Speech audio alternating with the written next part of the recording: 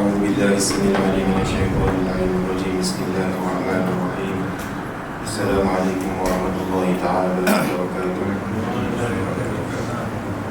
إن الحمد لله نحمده ونستعينه ونستهديه ونستغفره ونعوذ بالله من شرور أنفسنا ومن سيئات أعمالنا.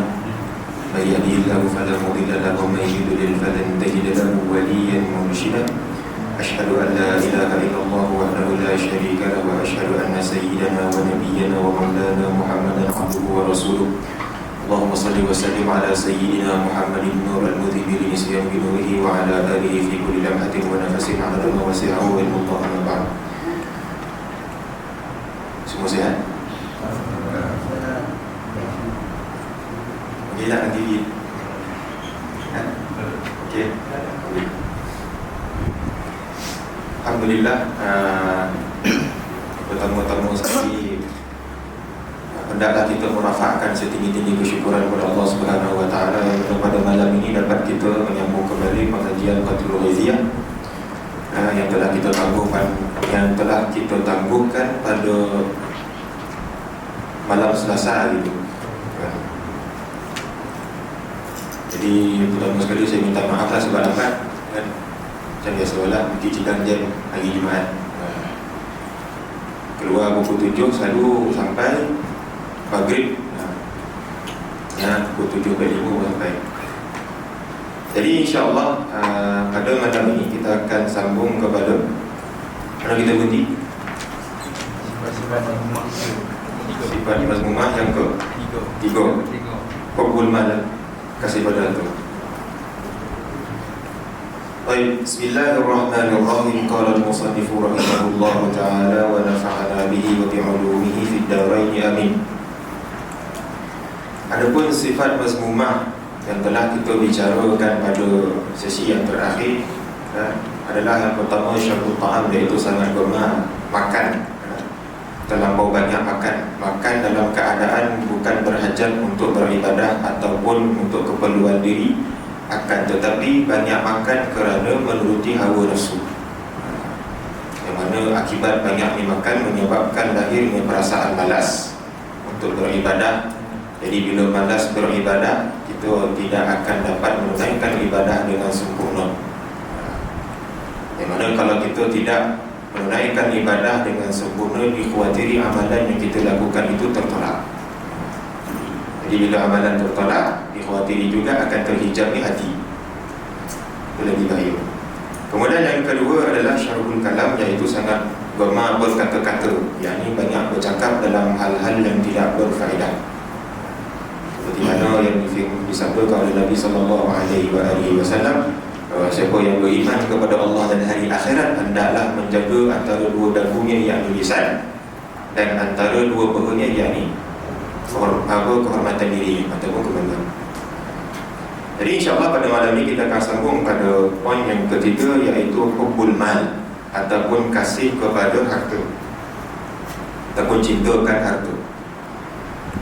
Firman Allah Subhanahu wa taala, bismillahirrahmanirrahim, dalam surah Al-Kahfi ayat ke-46, al-malu wal banuna zinatul hayatid dunya wal baqiyatus salihatu khairun 'inda rabbika thawaban wa khairun 'amala.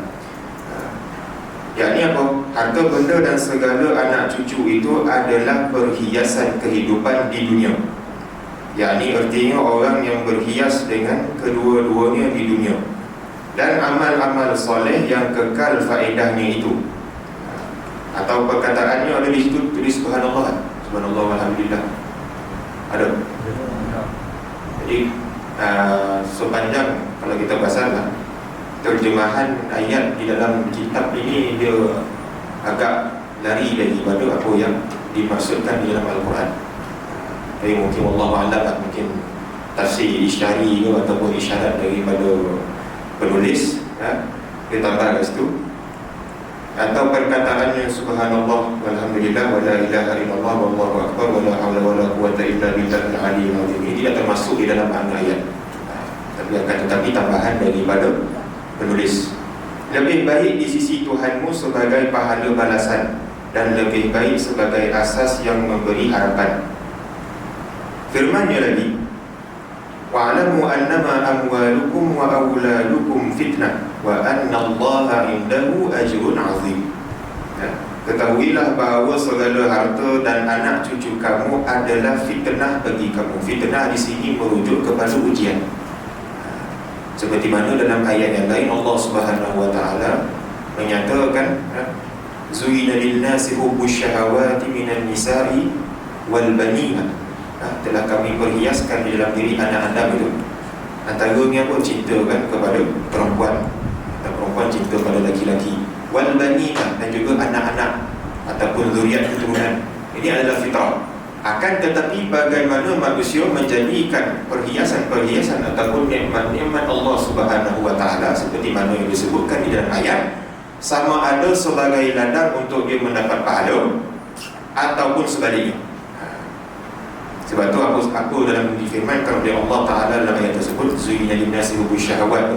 Ada banyak contoh-contoh kenderaan, tunggangan, ternakan dan sebagainya. Itu semua adalah fitnah ataupun ujian bagi manusia, ima orang beriman ataupun tidak. Kerana apa? Kerana di dalam Al-Quran sendiri Allah Ta'ala telah berfirman, adakah manusia itu menyangka, berkata kami telah beriman, wahum la yuftanun, sedangkan mereka belum lagi diuji. Adakah orang-orang beriman yang menyatakan kami amanah, telah beriman dengan Allah, dengan agamanya, wahum la yuftanun, sedangkan mereka belum lagi diuji.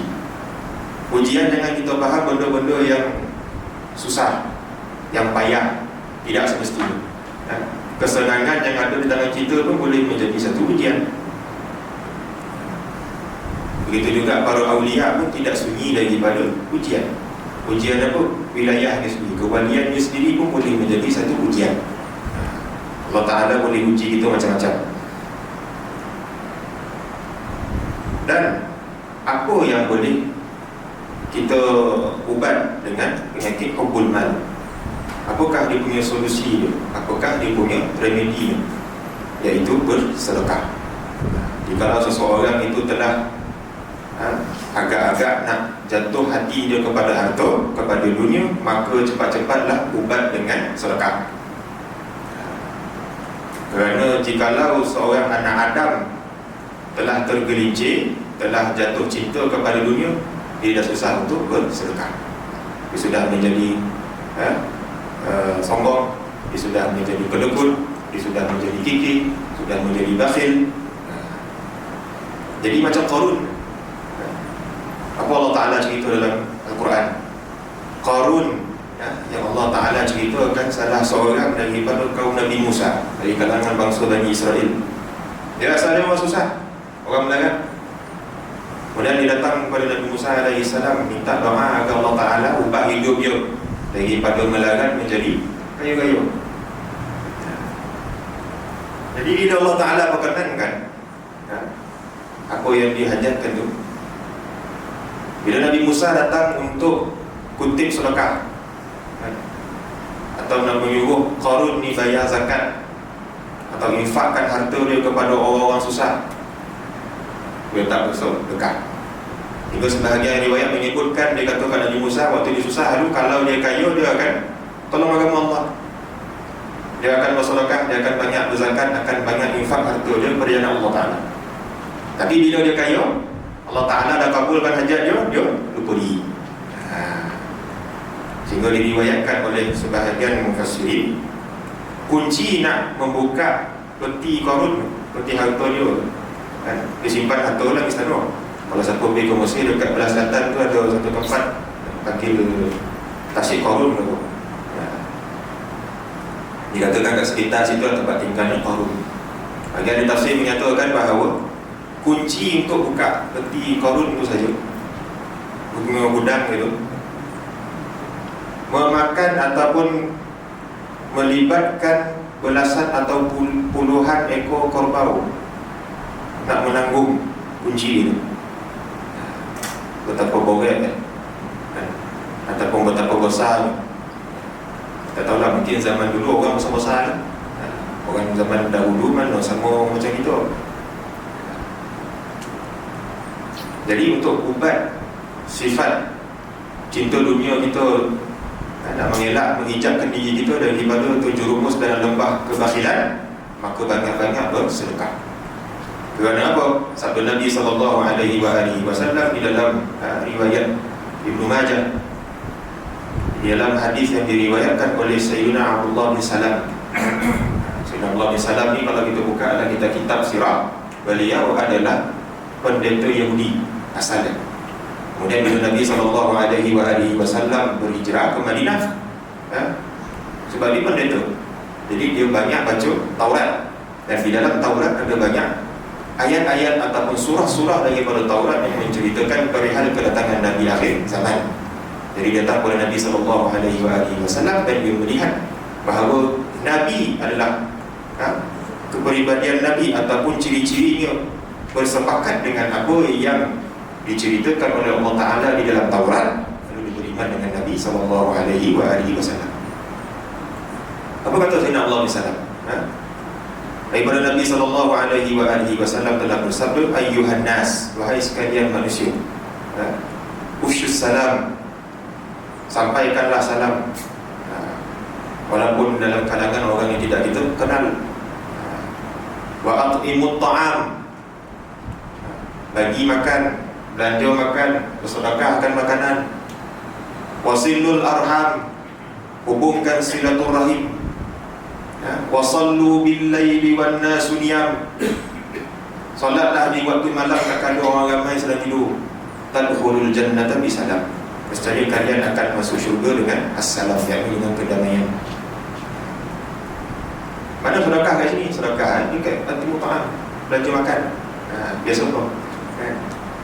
Belanja makan, kau tak dapat belanja nasi Arab, roti canai pun jadilah. Belanja minum. Kemudian banyak fadilat-fadilat sedekah yang Allah Ta'ala ceritakan dalam Al-Quran.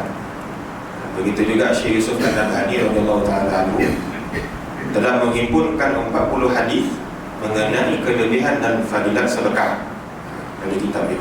Boleh rujuk ke situ. Kemudian yang keempat, hubbul jah ataupun kasih kepada kebendaan, yakni pangkat dan kebesaran, title. Kemudian yang kelima, hubbul riasah, kasih kepada kedudukan untuk menjadi ketua ataupun pemimpin. Firman Allah Subhanahu wa ta'ala bagi menafikan jah dan riasah, menafikan pangkat dan kedudukan untuk menjadi ketua. Apa dia? Bismillahirrahmanirrahim. Tilka darul akhiratu naj'aluha lil ladzina la yuriduna 'uluwan fil ardi wala fasada wal 'aqibatu lil muttaqin. Negeri akhirat, yakni syurga, kami jadikan bagi orang-orang yang tidak menghendaki kepada ketinggian dan kemegahan di muka bumi, dan mereka yang tidak menghendaki membinasakan dan melakukan kezaliman dan penganiayaan di dalamnya. Dan akibatnya, yakni balasan yang baik bagi mereka itu adalah bagi orang-orang yang bertakwa. Jadi apakah ubat untuk kita menyelamatkan diri kita daripada kedua sifat ini? Perkara ini adalah tabiat manusia, nak menjadi ketua, nak mendapatkan pangkat, kedudukan. Ini daripada sejak Nabi Adam lagi sampailah ke hari kiamat. Ini adalah perkara yang membarah di dalam masyarakat. Apakah kita punya ilaj ataupun kita punya rawatan dalam menanggapi sifat-sifat tersebut? Salah satu hadis yang diriwayatkan oleh Abu Rahman bin Samurah radhiyallahu ta'ala anhu, bahawa Nabi SAW telah berpesan kepada beliau, la tas'alul imarah, janganlah kamu menghendaki untuk menjadi pemimpin. Nabi ajar nak selamat dunia akhirat, jangan menghendaki untuk menjadi pemimpin. Kerana apa? Fa'innaka idza u'titaha an mas'alatin, jikalau kamu diberikan jawatan tersebut dalam keadaan kamu menghendaki untuk menjadi ketua ataupun pemimpin, wukilta fiha ila nafsik, nescaya kamu akan dibiarkan sendirian dalam menguruskan tanggungjawab kamu tersebut. Ini Allah Ta'ala tidak akan menolong orang yang meminta-minta untuk menjadi menjadi pemimpin, atau minta-minta untuk menjadi jawatan. Akan tetapi wa in mu'titaha an ghairi mas'alatin wa in ta'ilaiha, akan tetapi jikalau kamu diberikan tanggungjawab tersebut untuk menjadi pemimpin, sedangkan kamu tidak menghendaki, kamu tidak pernah bercita-cita akannya, nescaya kamu akan dibantu untuk melaksanakan tanggungjawab tersebut dengan pertolongan Allah Subhanahu wa taala. Hadis riwayat Bukhari dan Muslim, muttafaqun alaih. Begitu juga seperti mana yang disabdakan oleh Nabi sallallahu alaihi wasallam, ya, innakum satahusuna 'ala al-imam, sesungguhnya kamu semua akan berlumba-lumba untuk menjadi pemimpin, untuk menjadi ketua. Wa satakuna nadamatan yaumal qiyamah, dan kalian semua akan berduka cita ataupun menyesal pada hari akhirat. Fa ni'mal marda'ah wa bi'sal fatimah. Al-Bukhari. Permulaannya bagus untuk menjadi ketua, yakni di dunia, akan tetapi penghujungnya di hari akhirat adalah sebuah kesengsaraan. Ini pesan Nabi SAW. Orang yang dalam keadaan dia tidak ada kepimpinan, tidak layak untuk mentadbir, akan tetapi dia berkehendakkan juga untuk menjadi pemimpin, maka inilah akibatnya. Akan tetapi jikalau orang itu ada kebolehan, ada kelayakan, ini seperti mana yang disebutkan oleh Imam Nawawi, jikalau dia mempunyai kebolehan, ada kelayakan, dia minta dengan harapan dia boleh pergunakan kelayakan dia itu untuk manfaat orang ramai atau manfaat masyarakat ataupun negara, maka dia tidak tergolong dalam apa yang disebutkan dalam hadis di atas. Ancaman Nabi dan Allah dan Rasulullah SAW dalam hadis tersebut adalah bagi orang yang berkehendakkan jawatan untuk kepentingan pribadi, itu maksudnya, bukan untuk berkhidmat kepada masyarakat ataupun komuniti dia. Faham tu? Kemudian yang keenam, hubbul madhi, kasihkan pujian orang. Dia nak orang angkat dia, nak orang puji dia, nak orang muliakan dia. Allah Subhanahu wa taala menegak perbuatan tersebut sebagaimana firman-Nya, fala tuzakku anfusakum, maka janganlah kalian memuji diri kalian. Di dalam fiqh, pujian itu adalah sesuatu yang diharuskan. Dalam memuji seseorang yang selayaknya dipuji, itu diharuskan. Yang dicela di dalam agama adalah kita memuji seseorang sedangkan hal keadaan dia berbeza dengan apa yang kita sebut. Itu kena faham, itu kena catat.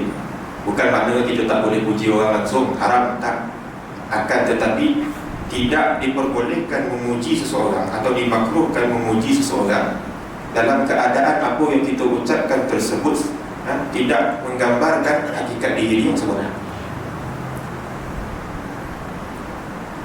Sebab tu antara dalil membolehkan untuk kita memuji seseorang yang selayaknya, seperti mana yang diriwayatkan oleh Imam Al-Bukhari, tatkala Nabi SAW di-mi'rajkan ke tadi. Kalau kita baca Isra dan Mi'raj, kan bulan depan nak masuk bulan Rajab, kan?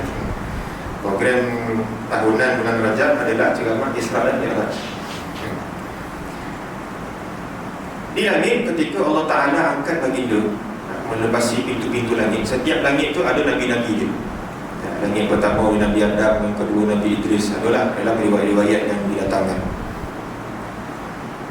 Setiap langit yang Rasulullah SAW lepasi itu, setiap Nabi dan Rasul mengucapkan marhaban, marhaban bil akhis salih wa nabiyus salih, selamat datang, marhaban, selamat datang bi akhis salih, bagi saudara yang saleh, yang taat, saudara kami. Kenapa? Para Nabi dan Rasul saling bersaudara satu sama lain, walaupun berlaku perbezaan jarak. Saudara, Sebab tu hatta dalam sebuah hadis yang lain pun Nabi SAW ketika dihalau daripada Taif kan, Nabi kena balik batu, kemudian disinggah di mana? Di kebun salat, di kebun anggur kan? Kebun anggur, betul tak? Ya. Yang dijaga oleh seorang Nasrani daripada Iraq, atau tepatnya daripada Ninawa. Jadi berlakulah dialog antara baginda dengan lelaki tersebut. Lelaki tersebut bernama Adas, seorang Nasrani. Nabi tanya, kau daripada mana? Lelaki tersebut menjawab, aku daripada Ninawa. Kemudian baginda tanya, adakah kau kenal Yunus bin Matta? Siapa Yunus bin Matta? Nabi Yunus. Yunus bin Matta alaihi salam, Nabi Yunus. Kemudian Adas menyatakan, aku kenal, dia adalah seorang Nabi. Apa jawab Rasulullah? Dia adalah saudara. Dia adalah saudara. Yunus bin Matta adalah saudara. Dia nak katakan para Nabi dan Rasul saling mempunyai persaudaraan.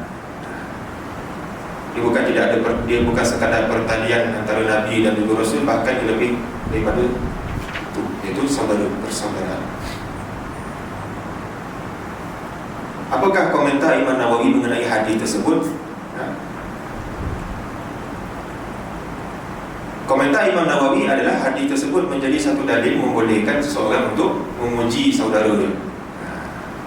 Pujian yang baik-baik.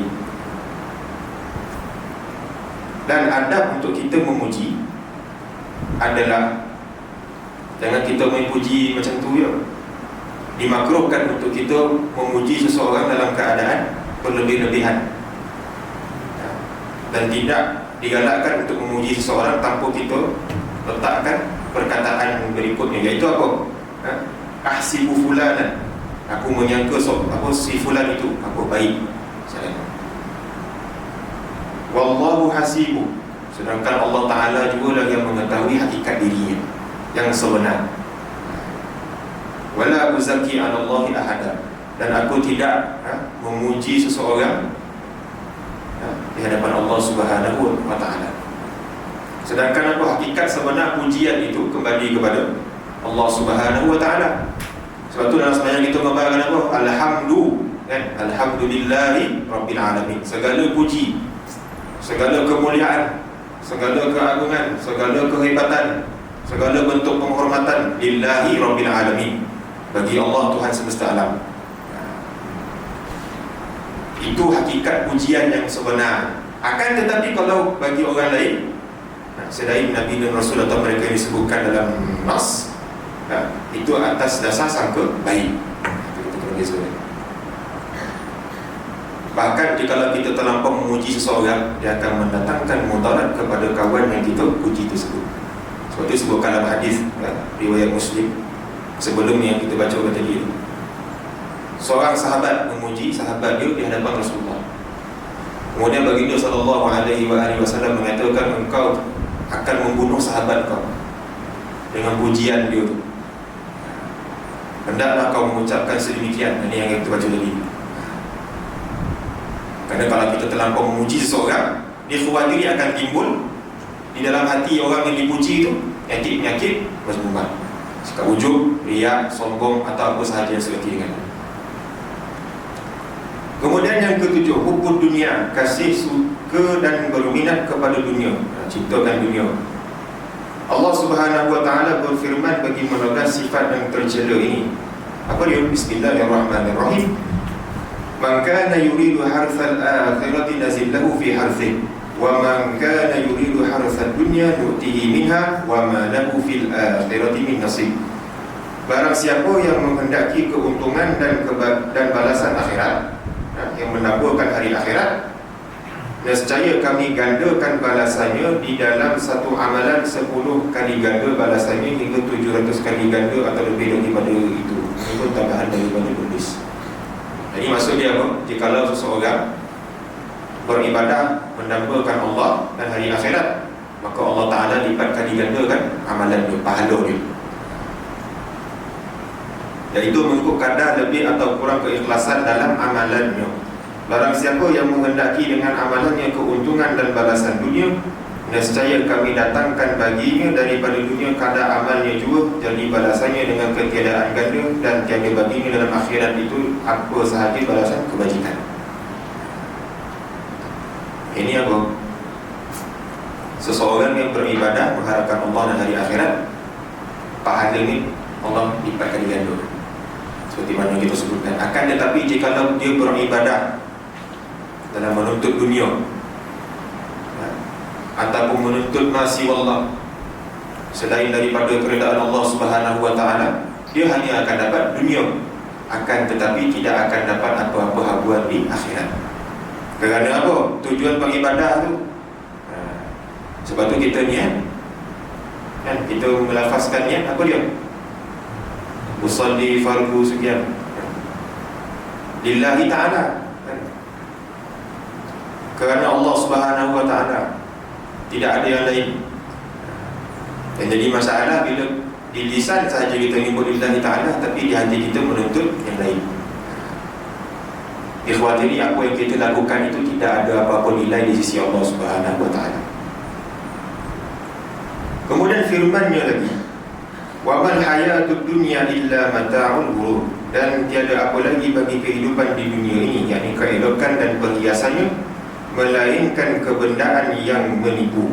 Inilah hakikat dunia. Nikmat-nikmat dunia, kesedapan-kesedapan dunia, apa sahaja benda yang indah-indah kita nampak di dunia ini adalah tipu daya semata-mata, ujian bagi sekalian manusia, khususnya orang-orang beriman. Beruntunglah bagi mereka yang tidak tertipu dengan tarikan dunia, akan tetapi malanglah bagi mereka yang tergelincir ataupun menuntut habuan dunia, tertipu dengan dunia. Sebab tu perbincangan menyebutkan, jikalau seseorang menambahkan hari akhirat, pandangan dia tertuju kepada akhirat, roh dan jiwa yang terwajuh pada Allah Subhanahu wa taala, dunia dan segala isi dia akan mengikut dia, akan menjadi hamba dia. Tersilap saya perkataan tadi ataupun asar daripada Nabi Isa AS. Akan tetapi jikalau seseorang hamba dia tawajuh kepada dunia, dambakan dunia, dia yang menjadi hamba dunia, bukan dunia yang menjadi hamba dia. Berbeza dengan golongan yang pertama tadi. Dia yang menjadi hamba kepada dunia, akhirat jauh daripada dia. Jadi tidaklah di mana diri kita sebenarnya. Jadi apakah solusi ataupun ubat bagi menghilangkan cinta dunia? Telah diajarkan oleh Nabi SAW, seperti mana yang diriwayatkan oleh Ibnu Majah, bahawa Rasulullah SAW telah bersabda, akthiru zikru hadhihi ladzat, perbanyakkanlah kalian untuk mengingati penghancur kenikmatan ataupun lazat, kelazatan. Apa dia? Mati. Banyak-banyak mengingati mati. Mati kan penghancur kenikmatan. Dan mengingati mati ni tak kisahlah. Antara yang diajar oleh Nabi SAW, banyak-banyak pergi ziarah kubur. Janganlah pergi ziarah kubur masa hari raya. Jangan kerana adat sahaja kita pergi. Kalau ada masa terluang, ada masa senggang, rajin-rajinlah pergi ke kubur. Dan tadabburlah apa yang berada di sana. Jangan pergi tadabbur ekor. Orang kita ni pergi kubur, diminta nombor ekor. Kebiasaan lah, benda-benda khurafat. Sedangkan Nabi SAW bersabda dalam sebuah hadis, kuntu qad nahitukum an ziyaratil kubur. Aku dahulu pernah melarang kalian daripada menziarahi kubur. Ala fazuruha, akan tetapi sekarang ziarahilah kalian akan perkuburan. Fa innaha yudzakirukum bil maut, kerana sesungguhnya menziarahi kubur itu mengingatkan diri kalian akan kematian. Saya pesan kepada diri saya dan tuan-tuan dan perempuan semua, bawa-bawalah dengan mengingati mati. Tak kira lah tua ke muda, semakin hari semakin dekat dengan kematian. Badan kita tembaklah spray perfume mana pun lama-lama akan bau tanah juga. Betul tak? Janganlah kau bahagia saya. Tapi Ustaz, waktu kita mati kan kita kapan ada kapur baru? Kapur baru itu lama-lama so pun tak dah juga. Kalau nak mengobarkan hakikat manusia ni, setinggi mana pun dia di atas dunia, besok dalam tanah pun akan menjadi apa? Makanan cacing, pun akan menjadi bangkai, akan berbau busuk, akan merebut, melainkan mereka yang dikasihi oleh Allah Subhanahu Wa Taala dari kalangan para anbiya, para awliya, para solihin. Itu sebahagian mereka dipelihara oleh Allah Subhanahu Wa Taala. Itu diceritakan bahawa Sayyidina Umar radhiyallahu taala anhu, tak kala dia menjadi khalifah, dia buat cincin dia berukir atau bertuliskan kafa bil mauti wa'idha, memadailah kematian itu sebagai satu peringatan. Kita tak cincin itu makin lama makin mahal. Geligo lah, geligo lipat lah, apa benda bagi angin semua kan? Lagi batu virus sudah. Akan tetapi cincin para salaf, para sahabat, kebanyakannya adalah peringatan-peringatan untuk mengingati hari akhirat. Seperti yang diterangkan tadi Sayyidina Umar, dia khalifah yang telah meruntuhkan kerajaan Parsi dan kerajaan Rom, empire yang besar dalam peradaban manusia. Akan tetapi di cincin itu dia apa? Kafa bil mauti wa'idha, memadailah kematian itu sebagai peringatan. Hatta Sayyidina Uthman radhiyallahu ta'ala anhu pun, tak kala dia menjadi khalifah, disebutkan dalam sebuah riwayat, dia pun banyak menangis. Kerana apa? Dia takut kepada kematian. Sayyidina Uthman antara orang yang dijamin oleh Nabi SAW, di antara orang yang dijamin masuk syurga. Berapa banyak hadis yang menceritakan kelebihan-kelebihan Uthman, yang menceritakan jaminan Nabi SAW bahawa dia adalah orang yang dijamin syurga. Dia pun orang yang risau kan hari kematian. Begitu juga para salaf yang lain. Dan diceritakan juga raja-raja terdahulu, khususnya dinasti Osmaniyah. Siapa pernah tengok gambar raja-raja Osmaniyah? Gambar Sultan Muhammad Al-Fatih, Sultan Musa kan? Sultan Musa kan? Menurut sejarah, kenapa sultan-sultan dahulu persalaban besar?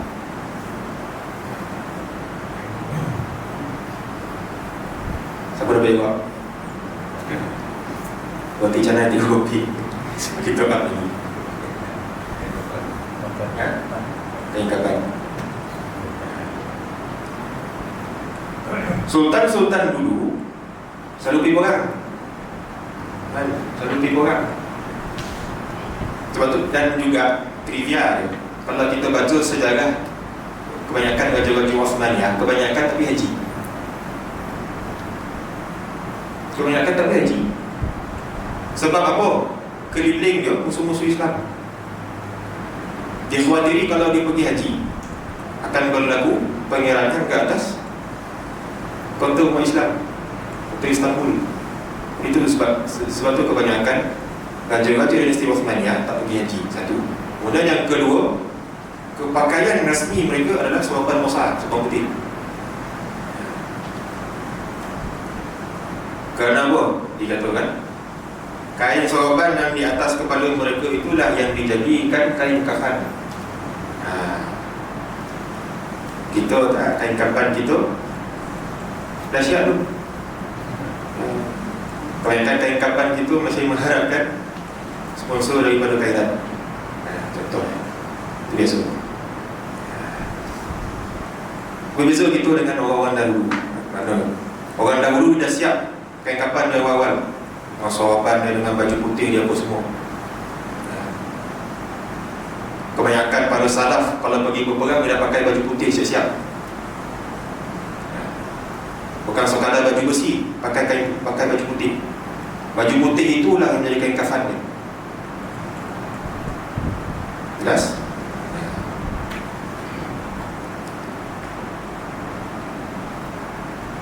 Ada sudah tinggal ke tadi? Macam mana nak cakap satu ni? Dah lupa dah. Zikrul maut. Ala fazuha. Fa inna yuzakirukum bil maut. Kerana dengan menziarahi kubur itulah dapat mengingatkan kamu kepada kematian. Itu yang diajar oleh Nabi SAW. Apa-apa yang kita buat, hendaklah kita mengingatkan diri kita dengan kematian. Sebab tu antara nasihat para awliya, sebahagian ulama yang saleh, beramallah seakan-akan kamu hendak mati pada hari esok. Mana beramal dengan bersungguh-sungguh. Sebab kita tak tahu amalan yang mana satu yang menyelamatkan kita pada hari akhirat.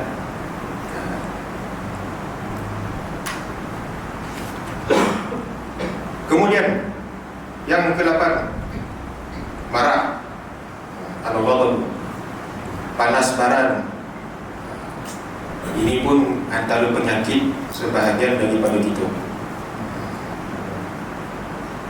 Secara tabiatnya manusia itu memang marah, ada rasa marah. Tapi bagaimanakah cara seseorang itu mengendalikan emosi? Berkata Ibnu Umar radhiyallahu taala anhu kepada Nabi SAW, apakah perkara yang boleh menjauhkan aku daripada marah? Maka sabda Nabi SAW, dah taghdab, janganlah kamu ikut sifat marah wahai Ibnu Umar. Atau seperti mana yang diriwayatkan oleh Imam Nawawi dalam hadis 40, seorang lelaki datang kepada Nabi SAW, ya Rasulullah, nasihatkanlah aku. Aku jawab Nabi, dah taghdab, jangan marah. Ditanya lagi, ya Rasulullah, nasihatkan aku. Nabi ngobrol, dah taghdab, jangan marah.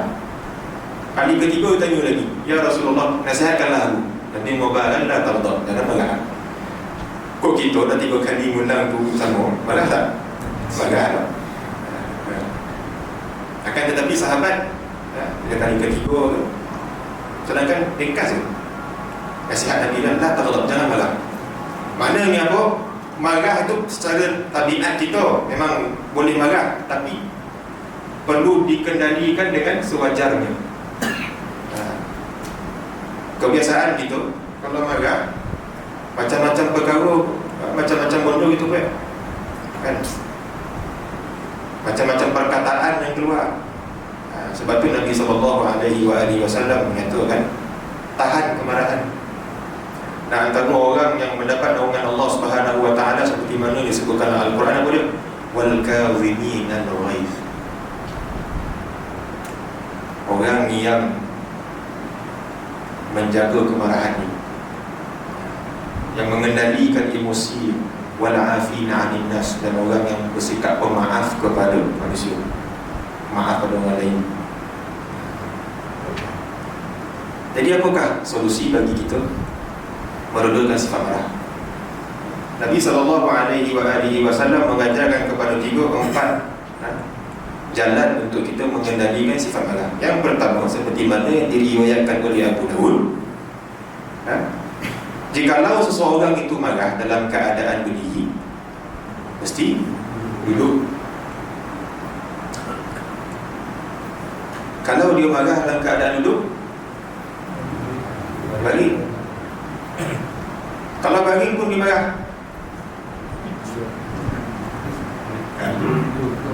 tidur. Dalam hadis tu kau bahas sampai baring dia, tak ada dompet tu kau marah, tak ada dompet apa. Akan tetapi kita boleh sambung dengan hadis yang seterusnya. Kalau berbaring pun marah, ni tak dalam hadis, ya. Tapi kalau baring pun kita punya kemarahan tu masih tak reda, bangun pergi berwuduk. Kerana apa? Nabi SAW bersabda di dalam riwayat Abi Dawud, Innal ghadaba minasyaitan. Sesungguhnya sifat marah itu daripada syaitan yang mencucuk hati manusia untuk marah, untuk berdendam, untuk rasa bengis, untuk bersifat kasar. Itu semua datang daripada syaitan. Wa inna syaitana khuliqa minan nar. Sesungguhnya syaitan itu diciptakan daripada api. Marah. Ada tak orang marah hati dia sejuk? Ada tak orang marah kalau hati dia sejuk? Ada. Kok ada yang berkata, Ustaz, saya marah tapi hati saya sejuk. Boleh dah berubah. Kisah kitris. Kita kalau marah, kita bontak kan, kita menjerit, datuk kita rasa panas kan. Macam ada yang terbakar. Sebab apa itu marah? Hakikatnya marah tu bila kita memendam sesuatu di dalam hati kita yang menyebabkan kita terpaksa menunjukkan emosi kita tersebut secara kasar. Tengok efek marah tu. Marah kita cakap dalam keadaan bertempik, menjerit. Itu nak nyatakan apa yang dalam hati kita kan? Kita membentak, apa sahaja kelakuan yang keluar dari perkataan ataupun kelakuan yang buruk, yang negatif, itu terhasil daripada hati kita yang sedang menahan sesuatu yang tidak tertanggung lagi. Sebab ada tak orang marah dia cakap ada dulu, bang sebenarnya saya tak berhati lah bang sebenarnya. Ada semua bertempik. Kok laki bini marah kan? Ada tak? Abang sebenarnya kecil hati lah dengan kau. Dia cakap lembut. Kita pun tak tahu tengah marah atau tengah menyindir kan? Semua kalau biasa lelaki bini bertokak lah macam ni kan? Nak menggambarkan di dalam hati kita tu, ketidakpuasan hati kita, apa yang kita rasa tak kono, kebiasaan. Kemudian apa? Fa idza ghadiba ahadukum falyatawadda. Jikalau seseorang daripada kalian itu berasa marah, hendaklah dia berwudu. Api tengah menyala lah kan, tengah sedang membakar rumah kita. Adakah kita curah petrol ataupun air? Curah air kan? Ada orang kalau rumah terbakar curah petrol dulu. Nabi mengajarkan kalau marah, redakan dengan wudu, kerana api itu terpadam dengan adanya air. Kemudian yang ketiga, untuk tidak melaksanakan satu ketetapan atau keputusan ketika sedang marah. Kenapa Nabi SAW telah bersabda dalam riwayat Muslim, la yahkumu ahadun baina itsnaini wa huwa ghadban.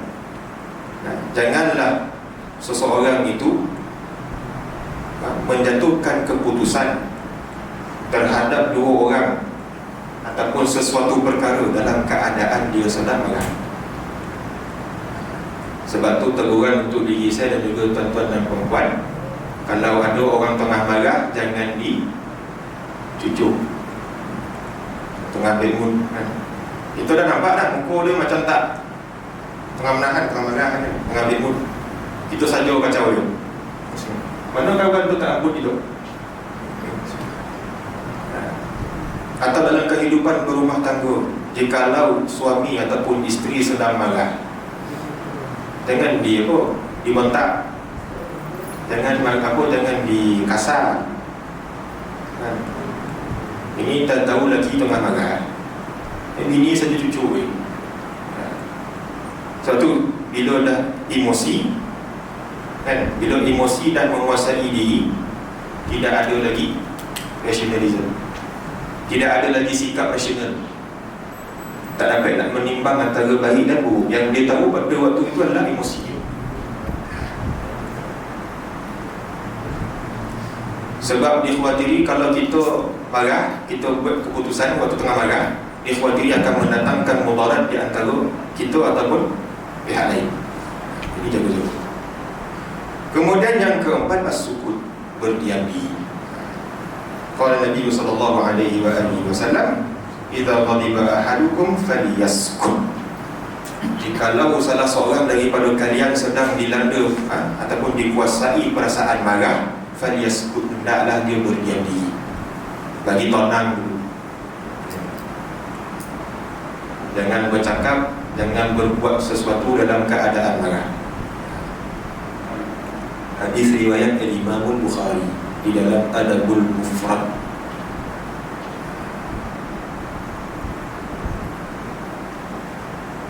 Kemudian yang ke-9, al-hasad, sifat dengki. Sabda Nabi sallallahu alaihi wasallam, iyyakum wal hasad fa innal hasada ya'kulul hasanati kama ta'kulun narul haqaba. Takutlah kamu dari bersifat dengki, kerana sesungguhnya sifat dengki itu menghapuskan segala amal kebajikan seperti api yang memamah kayu yang kering. Hasad ni pun antara, maaf cakap, antara perangai kita.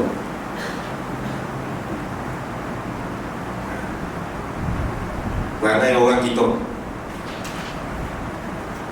sehingga terdapat ungkapan nak menggambarkan sifat sifat dengki itu, sampai keluar satu pepatah apa dia, keluar perbidanan apa dia, biar bangsa Melayu jangan hati Melayu. Mendengar tak? Mungkin kita mendengar. Biar bangsa Melayu jangan hati Melayu. Maknanya apa? Kebiasaan orang-orang kita bersikap dengki.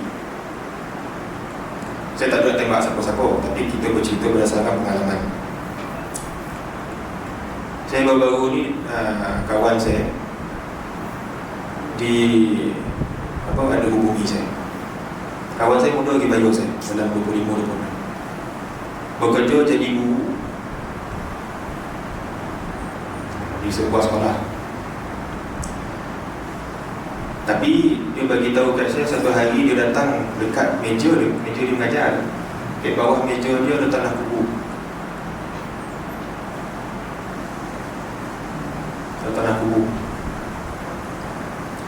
Dan disebabkan perbuatan orang yang hasad inilah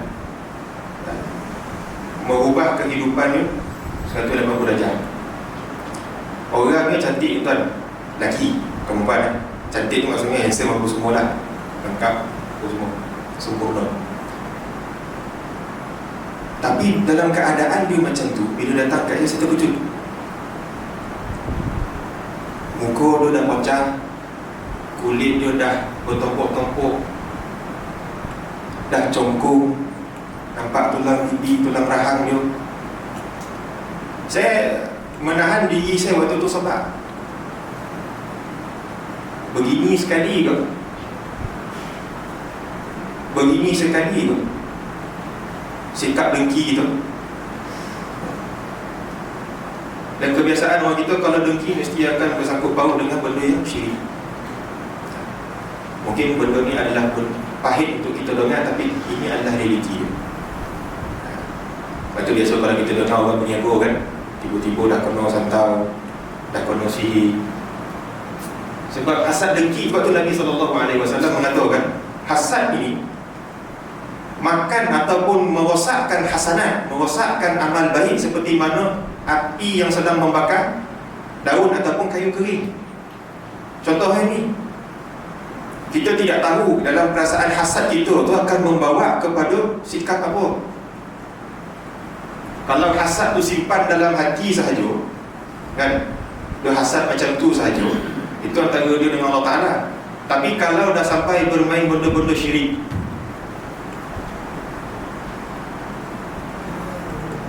dah sampai membuat perjanjian dengan syaitan, dah sampai menggadaikan agama untuk merosakkan orang lain, yang mana kita tahu kalau seseorang itu sudah jatuh ke lembah kesyirikan, segala amalan dia haba'an mansura, tak ada berguna ni.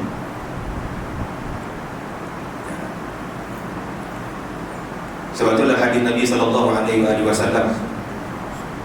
apabila seseorang itu memeluk Islam, Allah Ta'ala menghapuskan segala kejahatan dia dan mengekalkan segala amal kebaikan yang dibuat pada zaman sebelum dia masuk Islam. Kalau kita faham mafhum mukhalafah, kalau seseorang itu keluar daripada Islam, amal baik dia, hasanat dia hancur, lebur, kosong. Yang tinggal kejahatan dia buat. Itu bahaya syirik. Kita biasa ada perasaan hasad, kita ada rasa iri hati dan sebagainya, cemburu, apa benda seperti, tahanlah. Kita kena faham kita duduk atas dunia. Tak ada benda yang kekal atas dunia ni tu. Kenapa kita mengikutkan perasaan hawa nafsu kita sampai kita nak merosakkan hidup orang lain? Bahkan lebih jijik kalau sampai nak mengikutukan Allah Subhanahu Wa Taala. Sampai hari ini saya tak faham kenapa ada sebahagian daripada kita nak merosakkan orang lain sampai terpaksa buat benda-benda syirik. Apa jawapan kita di hadapan Allah Subhanahu Wa Taala? Kita nak merosakkan kehidupan orang, pada masa yang sama kita melakukan perjanjian dengan syaitan. Kita menggadaikan akidah kita menggadaikan iman kita hanya untuk benda-benda yang kecil macam ni. Itulah ma'ala kot tengah lima kan. Mungkin ada pernah tengok, disebabkan efek daripada kena santau, kena sini itu orang tu berubah. Kawan saya daripada sekolah bagi tuan-tuan, dia tak ada apa dosa pun, saya tak tahulah kot dia ada masalah ke apa, tapi setakat apa yang dia cerita, dia sekadar mengajar budak sekolah, bukan berniaga apa benda pun. Tahu-tahu dah ada tanah kubur bawah meja, tak tahu dah kena hantar jin, tahu-tahu muntah jarum.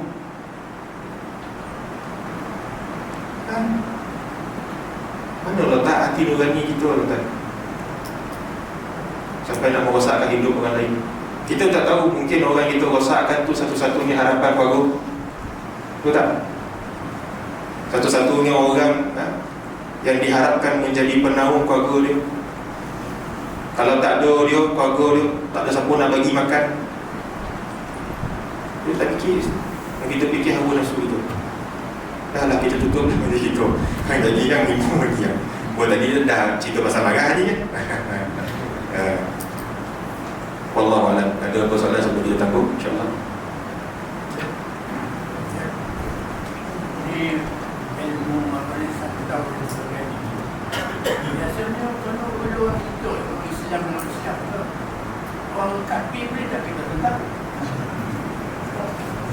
Yahudi boleh tak kita tentang?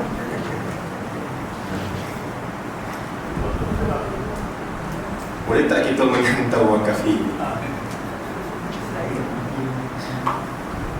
Saya menyantau tu apa? Secara terma dia santau ni kebiasaan dia melibatkan jin dan syaitan. Dan dalam Al-Quran Allah Subhanahu Wa Taala telah menegah kita daripada bersekongkol dengan jin, apatah lagi syaitan. Jadi bila dah ditogah kat situ, maksudnya haraplah dulu. Saya pernah kalau kita baca dekat dalam sosial media kan, kenapa tak ada orang pergi santau ke Israel? Lotih setiap minggu cerita tembak-menembak, bunuh-berbunuh. Kenapa tak ada orang pergi hantar santau ke Israel lah? Saya tak tahu, saya bukan berukiah, itu kena tanya orang yang mahu rukiah. Tapi kalau tanya hukum mengubat menggunakan jin, jelas haram di sisi ulama. Dan kebiasaan lah, sebab kebanyakan saya cerita daripada pengalaman saya sendiri. Bukan bangsa kita, Arab pun sama. Sampai saya belajar lagi, ada benda-benda macam tu. Kita biasa pergi ziarah kubur. Sebut ziarah kubur tadi kan, pergi ziarah makam-makam awliya. Ada beberapa makam yang kita pergi, dekat dinding kubur dia ada bertuliskan inai kan? Ditulis nama dia, love dengan orang yang dia nak. Betul ada tulis wafat, ada raja-raja apa semua. Dia kubur kan.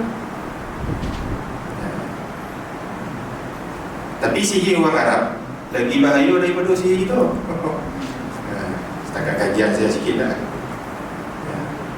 Ada yang sampai tanam azimat, tanam gambar orang kat dalam kubur kan? Lepas tu ikat apa?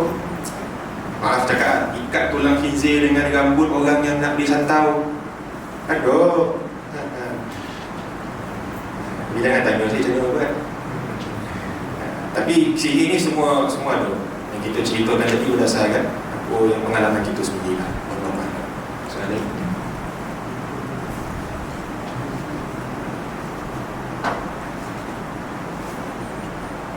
tak ada soalan. Sifat mazmumah kan, semua maklum. Jadi kalau tak ada apa sebarang persoalan ataupun pertanyaan, kita tunggu majlis kita insya-Allah. Saya mohon maaf lah kalau sepanjang saya cakap tadi ada keterlanjuran. Kalau lepas cakap apa terlebih dan terkurang, jangan membawa hati-hati. Wallahu a'lam. Subhanakallah bihamdika asyhadu an la ilaha illa anta astaghfiruka wa atubu ilaik. Amantu wa la nafsi faghfirli fa innahu la yaghfiru dhunuba illa anta. Subhanakallah wa bihamdika asyhadu an la ilaha illa anta astaghfiruka wa atubu ilaik. Amantu wa la nafsi faghfirli fa innahu la yaghfiru dhunuba illa anta. Subhanakallah wa bihamdika asyhadu an la ilaha illa anta astaghfiruka wa atubu ilaik. Amantu wa la nafsi faghfirli fa innahu la yaghfiru dhunuba illa anta. Allahumma ighfir lana ma qaddamna wa ma akharna wa ma asrarna wa ma a'lanna wa ma anta a'lamu bihi minna. Anta al-muqaddim wa anta al-muakhir, la ilaha illa anta. Subhana rabbika rabbil izzati amma yasifun wa salamun alal mursalin walhamdulillahi rabbil alamin wal 'afwu minkum. Kita jumpa di lain waktu insya-Allah. Wassalamualaikum warahmatullahi wabarakatuh.